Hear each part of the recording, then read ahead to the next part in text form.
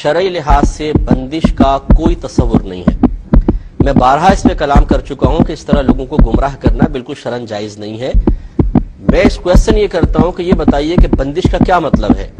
اگر آپ کہتے ہیں کہ جی رشتوں میں بندش ہے، اولاد پیدا ہونے میں بندش ہے، نوکری میں بندش ہے، کاروبار میں بندش ہے، کیا آپ یہ کہنا چاہتے ہیں کہ اللہ تبارک و تعالیٰ تو آپ کو کاروبار چلانا چاہتا ہے لیکن اس نے بندش قائم کر دی؟ اللہ تعالیٰ تو اولاد دینا چاہتا ہے لیکن اس نے بندش کر دی؟ اللہ تعالیٰ تو رشتہ کروانا چاہتا ہے، اس نے بندش کر دی؟ اگر یہ واقعی تصور ہے تو یہ تو کفر ہے، کیونکہ کون ہے جو اللہ تعالیٰ کے فیصلوں کو روک دے یا اللہ تعالیٰ کے فیصلوں کو بدل دے؟ اس کا مطلب یہ ہے کہ آپ یہ بندش کا لفظ کہہ کر یہ ثابت کرنا چاہتے ہیں کہ کوئی جادوگر یا عامل اللہ تعالیٰ سے بھی زیادہ طاقتور ہے، کہ اللہ تعالیٰ کسی کو اولاد دینا چاہتا ہے اور وہ اس کو روک دیتا ہے، تو اس کا مطلب تو یہ ہوا کہ اللہ سے بھی طاقتور ہے اور یہ عقیدہ کفر ہے۔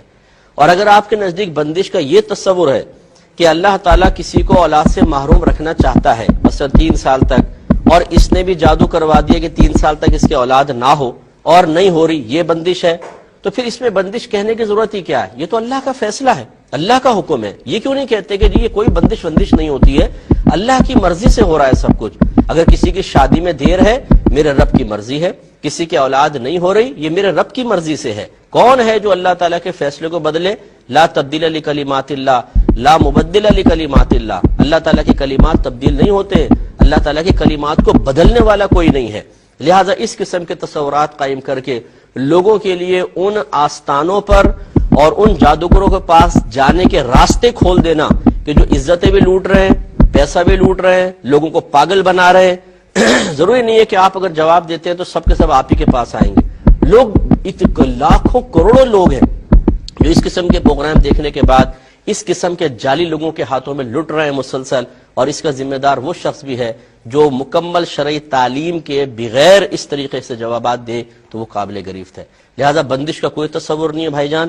صحابہ کرام علیہم رضوان صرف ایک عقیدہ رکھتے تھے، اگر ان کو کوئی کسی چیز کی رکاوٹ محسوس ہوتی وہ کہتے میرے رب کی مرضی ہے، ہم اپنے رب کی رضا پر راضی ہیں، تو وہ اطمینان رہتا تھا، قلب بھی مطمئن، ذہن بھی پرسکون، ایمان بھی مضبوط۔ آج ہمارے ایمان اتنے کمزور ہو گئے ہیں کہ اللہ تعالیٰ کی آزمائش کا تصور ختم، اللہ تعالیٰ سے امیدیں معاذ اللہ منقطع ہوتے ہم نے دیکھی ہیں۔ عاملوں سے امیدیں لگا بیٹھے کہ یہ عامل کرے گا جو کچھ کرے گا، اولاد یہی دے گا، رشتہ یہی کروائے گا، کاروبار یہی چلوائے گا۔ بولتے ہیں یار اللہ سے تو دعائیں کر کر کے تھک گئے معاذ اللہ، اب کون ہے جی؟ یہ بابا ہے۔ ارے بابا، یہ بابا بیچارہ کیا کرے گا؟ بابا یہ اگر کچھ کر سکتا ہوتا تو یہاں کیوں بیٹھا ہوتا؟ آپ ان سے یہ کیوں نہیں پوچھتے؟ یہ تو بادشاہ بنا ہوتا اگر ہر چیز کو اپنی مرضی کے موافق کرنے پہ قدرت رکھتا۔ جو یہ بڑے بڑے دعوے کرتے ہیں اور دیواروں اور پوسٹرز پہ انہوں نے لکھوایا ہوا ہے، تو یہ تو پرائم منسٹر ہونے چاہیے تھے اس وقت پورے ملک کے، اور سپر پاور بن جانے چاہیے تھے، کیونکہ اپنے تعویذات استعمال کرتے، اپنے اوپر دم کرتے اور پہنچ جاتے آسمانوں پر۔ لیکن ایسا نہیں ہے، وہ آپ کے پیسوں کا محتاج شخص بیٹھا ہوا ہے اور آپ اسی کے قدموں میں گر کر اللہ تعالیٰ کو فراموش کر کے اور اپنے ایمان کے خلاف کام کر رہے ہیں۔ یہ بالکل قطعاً غیر مناسب ہے، کوئی رکاوٹ کا تصور نہیں ہے۔ یاد رکھیں اللہ تعالیٰ فاعل حقیقی ہے، اس نے دنیا میں ہمیں اس لیے نہیں بھیجا کہ ہماری مرضی کے موافق ہر چیز ہمیں مل جائے، بلکہ اس نے اس لیے بھیجا ہے کہ وہ اپنی مرضی کے مطابق ہمیں زندگی گزارنے پر گویا کہ مجبور کرے گا، اور ہمیں اپنے رب کی رضا کے مطابق زندگی گزارنی ہے۔ اس نے جو ہمارے حق میں فیصلہ کیا ہے ہم نے اس کو قبول کرنا ہے، اسی کا بدلہ آخرت میں اللہ تبارک و تعالی ہمیں عطا فرمائے گا۔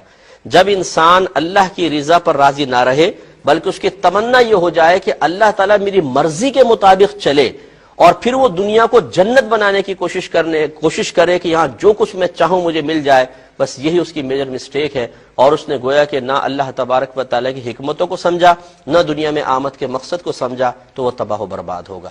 ہمارا کام سمجھانا تھا۔ مجھے پتا ہے کہ یہ باتیں ہر ایک کی سمجھ میں نہیں آتی ہیں، آپ لاکھ سمجھا لیں۔ ان عورتوں نے اس قسم کے جعلی باباؤں کے آستانوں کو آباد کر رکھا ہے، وہاں جاتی ہیں، اپنی عزتیں بھی داؤ پہ لگاتی ہیں، شوہروں کا پیسہ خرچ کرتی ہیں، اور پھر ملتا کیا ہے؟ ٹھینگا۔ بعض اوقات وہی چیز ملتی ہے کہ جو اللہ تعالیٰ نے دینی ہے۔ تو اس لیے ایمان کو مضبوط رکھیں، اپنے اللہ تعالیٰ سے تعلق مضبوط رکھیں، انشاءاللہ سب کچھ حاصل ہوگا۔